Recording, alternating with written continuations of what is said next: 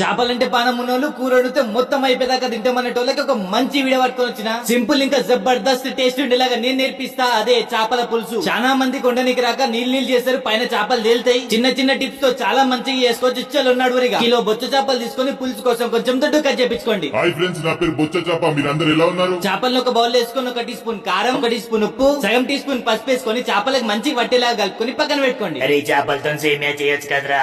ఇప్పుడు ఒక బౌల్ లో పెద్ద నిమ్మకాయ సైజ్ అంత చింతపండు, సగం లీటర్ నీళ్ళు వేసుకుని చింతపండుని మంచిగా పిసుకండి. ఏమన్నా తర్వాత చేపలతో సేమియానా ఇంకా మంచిదని పాయసం చేయమని అడగలేదు. సర్లే గానీ ఇప్పుడు ఒక కడాయిలో కొంచెం నూనె, కొంచెం అవ్వాలి. అవి వేగగానే 3 ఉల్లిగడ్డల్ని కీమా కొట్టేసుకోండి. వాటితో పాటు 3-4 పచ్చిమిర్చి, కొంచెం కరివేపాకు వేసుకొని ఇట్లా మీడియం ఫ్లేమ్ లో కలుపుతుంటే లైట్ గా బంగారం కలర్ రాగానే 2 టేబుల్ స్పూన్ల అల్లం వెల్లుల్లిపాయ పేస్ట్ వేసుకొని పచ్చి వాసన పోయేదాకా మంచిగా కలుపుకోండి. అందులో 3 టేబుల్ స్పూన్ల కారం, 1 టేబుల్ స్పూన్ ఉప్పు, సగం టీ స్పూన్ పసుపు. ఇప్పుడు ఒక పాన్ లో 1/4 టేబుల్ స్పూన్ మెంతులు, సగం టేబుల్ స్పూన్ ఆవాలు, సగం టేబుల్ స్పూన్ జీలకర్ర, 1 టేబుల్ స్పూన్ ధనియాలు వేసుకొని లో ఫ్లేమ్ లో వాసన వచ్చే వరకు రోస్ట్ చేసుకొని మంచిగా పౌడర్ చేసుకోండి. చేపల పులుసు మంచిగా టేస్ట్ రావాలంటే ఈ పౌడర్ అయితే పక్క వేయాలి. కారం ఇంకా నూనె కొంచెం ఎక్కువ వేస్తేనే ఇంకా మంచి టేస్ట్ వస్తుంది. అవి లైట్ కలుపుకొని 2 ఎర్ర టమాటాలని మంచిగా పేస్ట్ కొట్టేసుకోండి. మీడియం ఫ్లేమ్ లో కలుపుతుంటే ఇట్లా నూనె బయటికి వస్తుంది. అప్పుడు పిసికి పెట్టుకున్న చింతపండు నీళ్ళని కూడా వేసుకోండి. ఇక ఎవ్వరు మాటినకుండా అదే మీడియం ఫ్లేమ్ లో ఒక 10 నిమిషాలు మంచిగా మరగబెట్టురి. అది మరుగుతూ మరుగుతూ కొంచెం చిక్కగా అయితే అప్పుడు చేపలు వేసుకోండి. ఒకటి మాత్రం జాగ్రత్త, ఒకవేళ చింతపండు ఎక్కువ వేసుకొని మరీ పుల్లగా అయిపోయిందంటే మీరు కొంచెం బెల్లం వేసుకోవచ్చు. చేపలు వేసిన తర్వాత ఎప్పుడు గంట పెట్టొద్దు. నేను చూపించినట్టు ఊపి ఒక 10 నిమిషాలు మూత పెట్టి ఉడకబెట్టురి. ఇంకో 5 నిమిషాలు కొత్తిమీర వేసి డైరెక్ట్ ఉడకబెట్టురి. ఇంతే అండి, మన చేపల పులుసు.